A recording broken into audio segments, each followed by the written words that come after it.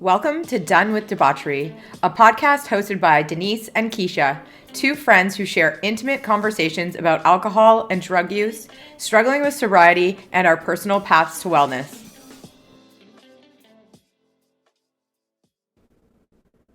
Hi everyone, it's Denise and Keisha. Hello! We are back for another episode of Done with Debauchery, and today we're going to be building on the topic we talked about a little bit last week. We're going to talk about growing up around alcohol. But first things first, Keisha, how are you doing over there? I'm doing really good. I'm going to a new restaurant tonight for dinner. Yeah, I'm really excited. It's called Gia, and they're really small, only seats 36 people, and it's all plant-based. Like, I'm not vegan or vegetarian, but we're gonna check it out anyways. Who doesn't need a little more vegetables in their life? Yeah, I'm like, I don't know if it's like the healthy kind of vegan, but I don't know. They have some rapini and Brussels sprouts, so like unbelievable. It's definitely trending if you're in Toronto, so worth checking out, I think. And we will be looking for a review. Yeah, I will report back. Yeah. How are you? What's happening? I mean, I'm great. Guys, Keisha just took away my sparkling watermelon water because apparently I'm into the microphone every 2 often. seconds after she has a sip, after she live my best life over here. First she noisily takes the cap off with her fake nails, dabbing it, has a sip, and then goes every time. So I had to put my foot down. She is having flat water exclusively for this recording. So I guess I'm okay. I'm medium. I'm adapting to my flat water, and I will try to be as still as possible for everyone's listening pleasure. I appreciate it. Okay, so let's get into it. Growing up around alcohol, I guess diving into the impacts, consequences that children who grow up in a home that is filled with either substances or alcohol use. So maybe let's first talk about our own experiences a little bit. Mm-hmm. What was alcohol like in and around your home growing up? Growing up, my grandparents on my mom's side don't drink at all. Never growing up was that something that was a big part of their lives or that I remember from my childhood.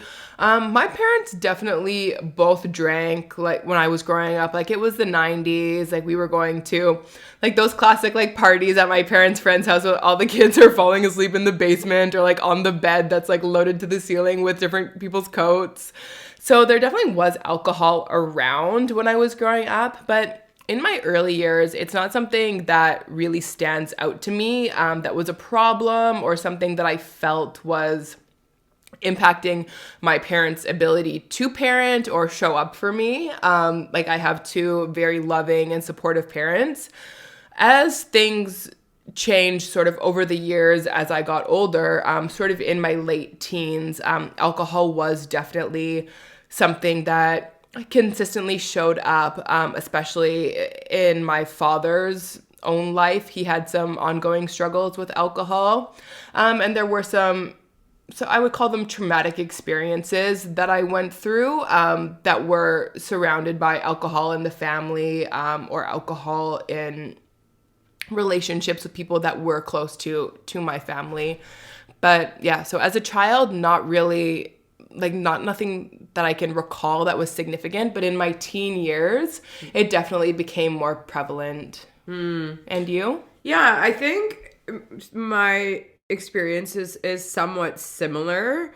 My parents were really into fitness when we were growing up, and I would be more like growing up in the 80s and in my teens already in the 90s. So I don't really remember any alcohol or drinking. Like I am Italian, so I do remember the homemade Italian wine happening as kids, and that always being drank at like dinners and things, but nobody was ever really getting drunk. I feel like the consumption was very, very moderate and like very kind of acceptable. But I and honestly, I don't even remember my parents really drinking. Like, I remember my mom having a rum and coke, like, here and there, when I was little, and like us doing our nails, but I don't feel like alcohol was ever problematic, or I don't ever really remember seeing my parents drunk. But I do relate to like being at my parents' friends' houses or parties, and like the kids all being together in the basement, and Yeah. I'm sure the parents were drinking upstairs, but I don't even like really remember things getting excessive or crazy or anything like that. Like, it was more of like a dinner party type It remained thing. a safe environment, even though alcohol was involved. Yeah, yeah. But I sometimes wonder though, it's like, were you just like totally unaware, versus, versus being aware of people binge drinking. And as you get older and you're a teen, I think you become more aware of like those changes in people's consciousness. And I can remember like a few times as I got into my teens, like I can remember like feeling like my parents had been drinking when they came home from parties and things like that. But the drinking in and around the house was very, very minimal. But as I got older, and again, this is where I start to question my reality a little bit, is like, because I do remember like quite intensive drinking as part of like as part of cottage culture. Oh, yeah. And there I would have been like late teens into my 20s and into my all the way into my 30s. And I was also binge drinking, and there are members of my family who were also binge drinking at that time, and there was that, I guess, that party or like cottage culture that was kind of going on there. So I don't want to say that I was like fully don't have an experience of it, but it wasn't something that I feel like was really apparent or relevant for me as a child growing up. Yeah, the cottage culture really stands out to me as well. Even though we grew up in different provinces, I remember also going to the cottage and going just out to the lake in Manitoba with my family. And that definitely was, I think, like, it's the summer, your parents are drinking, having a good time, like the drinks are flowing all weekend. And it was also around the time that I started experimenting with alcohol, like on my own as well. So yeah, that really stands out to me. Yeah. Yeah. I think that's where I start to became more aware of like the binge drinking culture, because I think also the cottage is an opportunity where you're with your family or around your family, even though there may be, you may be hosting guests or people might be stopping by and that kind of stuff, but you're really with your parents, like maybe for the whole duration of the day and the night, where maybe they were drinking not around me when I was younger. And the responsibilities are also less because they're not having to stay in a reasonable place of sobriety to drive home. Like they're there for the weekend. And I think we're both experiencing this when we were also at an age of teens or even into our 20s too. So it's like, is your parent also just kind of disengaged from their parenting role, where when they were younger, it's like very full on attention and I guess watching that you require. So, your parents maybe are more inclined to stay more sober versus when you're a teenager, they're like, oh, she's fine. Yeah. Yeah. She's been locked in her room all day. Yeah. And I think that it's something that it is extremely common that we may not even realize. So we found that 1 in 8 children in the United States, age 17 and younger, actually live in homes where at least one parent has a substance abuse disorder. And that number, 1 in 8 children, was consistent across all age groups from ages 3 to 17. Yeah, and I think that's 3 to 17, and that's a huge number. Like, I think it's really, really common, and Keisha and I were talking a little bit before we, popped on here and we're recording.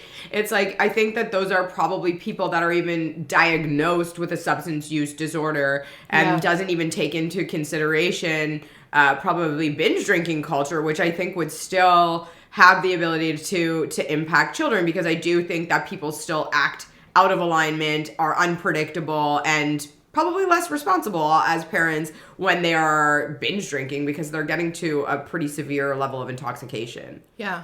Yeah, definitely. A lot of people are not seeking help or support, or may not even recognize that there is a problem with the way they are drinking, so they're not going to be included in this statistic.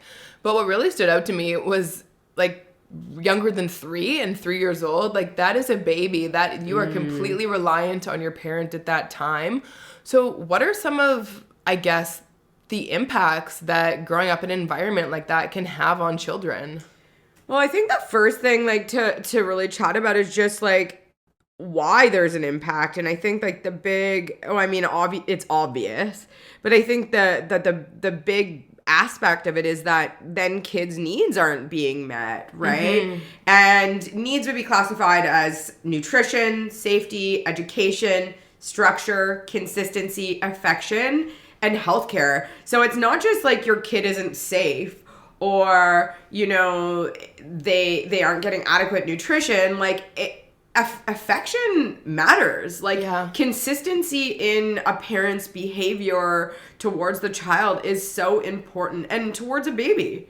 It's like, you know, like the baby's fully dependent on you, but they're also exploring and learning about their world and growing from there. So And that's when like these core attachments are being formed. exactly. So I think that when a child's needs aren't met consistently, it can cause a huge list of issues, and I can kind of list them off, but trust issues would be one. Extreme self-judgment and self-criticism. So there seems to be like a tendency to have like very kind of, I guess, a lack of ability of self-soothing. It's like they've never had a nurturing parent, so they don't have that like internalized voice system.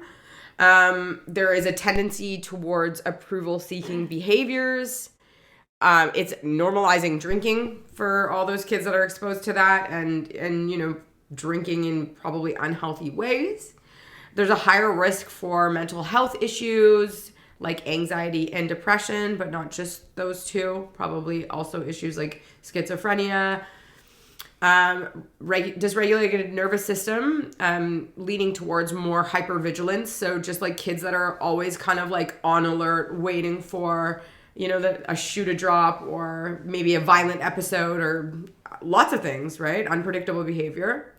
There definitely seems to be also a really large tendency for a need to control. So tying back into the eating disorder episode, but kids will find ways to control their environment when it feels very unpredictable in other ways, or control and manipulate people, for example.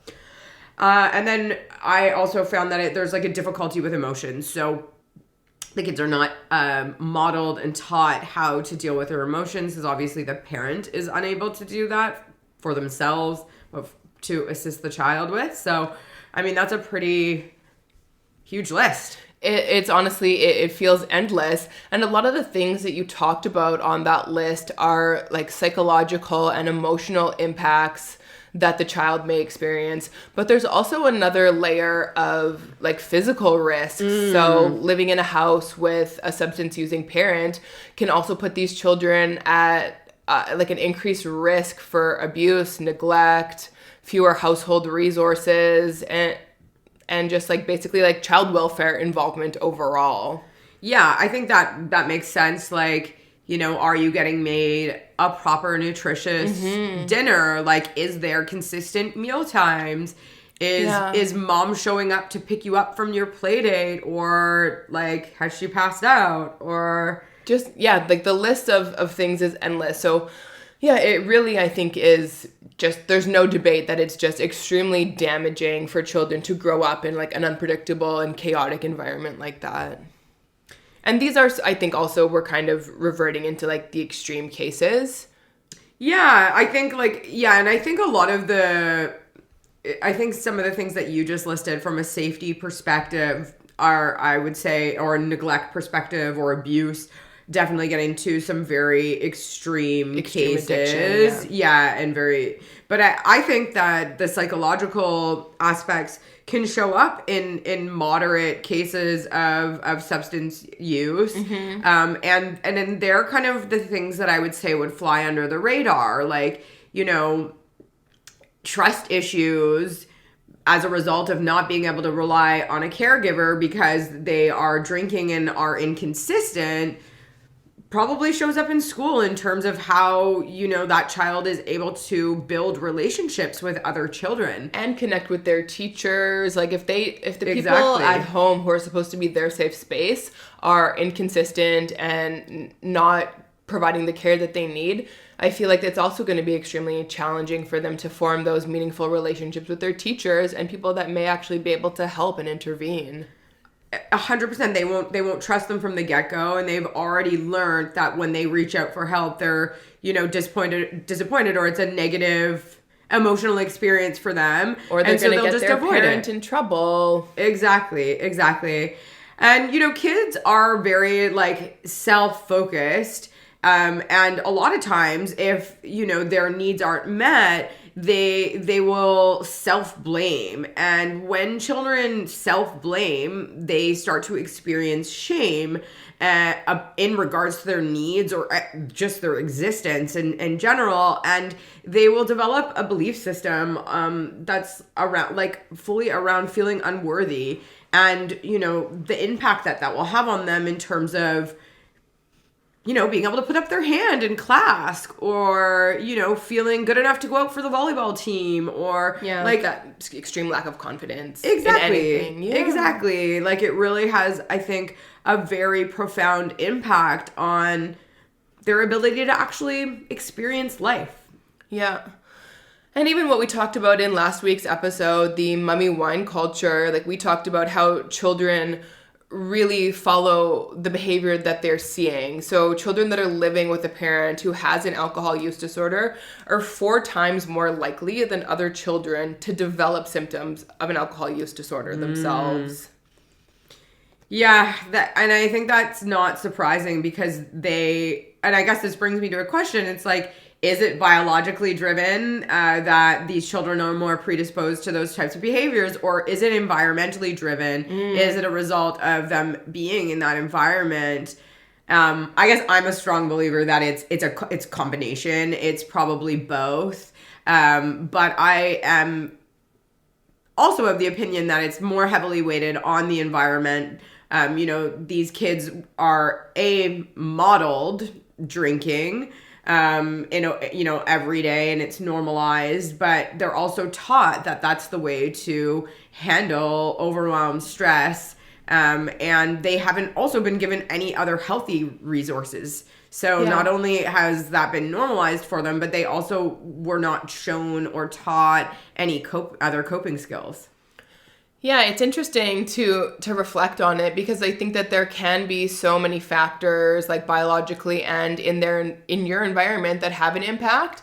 When I look back at my grandparents and my mother, my grandparents never drank. There was never alcohol in the house, but my mom, she drinks significantly now. So that is not something that she learned from her parents. Yeah, that's interesting. I feel like my parents also, as adult children, they drink more now than they did when we were younger. Yeah. I think that is likely a dependency increase over time. So more alcohol is required now to get to that same feeling or effect as it was 10 years ago. Yeah, and I guess that tendency to go in that direction with your drinking is, a dependency or an addictive quality, but also may be a result of other unmet needs in childhood, not because it's not just growing up around alcohol that can definitely, because I relate to some of these impacts. As a kid, I was I definitely have that negative voice and self-judgment. I definitely was somebody who was prone to attention seeking or approval seeking behavior. I still am. Me too. I definitely have that need for control. I feel that hypervigilant nervous system. So I guess my point is that those psychological risks or the impact that kids can experience can come from other needs not being met in childhood. It doesn't have to just come from growing up around substance use. Yeah, definitely. Yeah. So we've already touched on the fact that children who live with a parent who have an alcohol use disorder are more likely to develop a disorder themselves.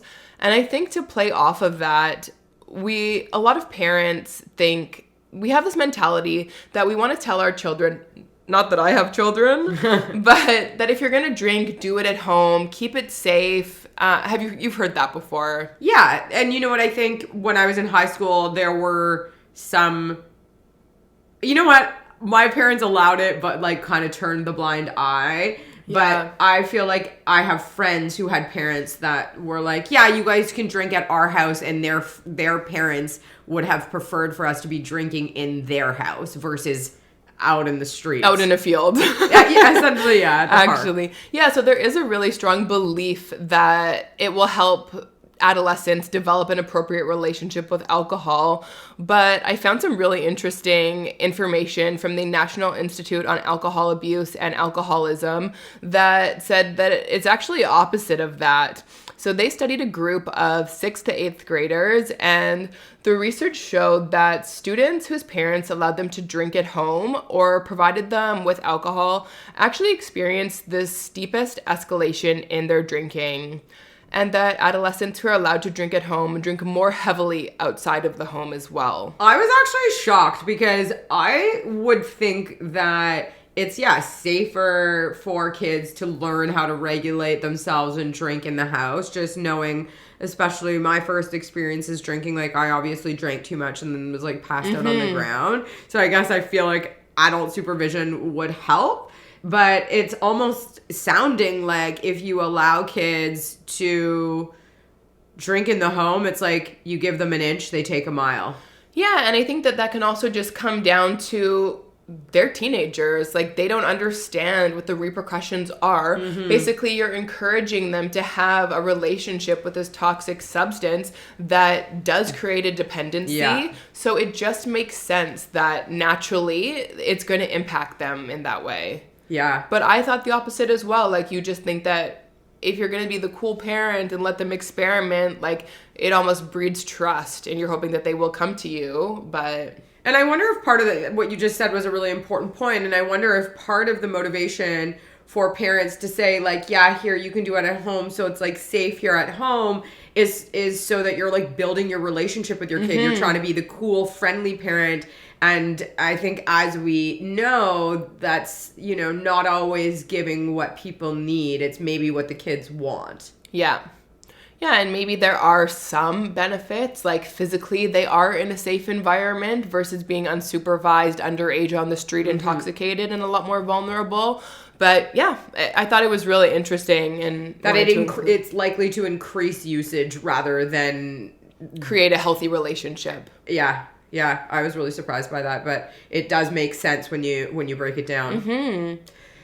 Well, we went over a lot today, and it's really unfortunate and sad to kind of look at the stats around what, the numbers, how big the impact is. I was really depressed doing this research. It was really shocking. Yeah, and really triggering and just really disappointing that, a lot of children who are in positions where they don't have resources or skills for, an alternate life, grow up in those types of environments.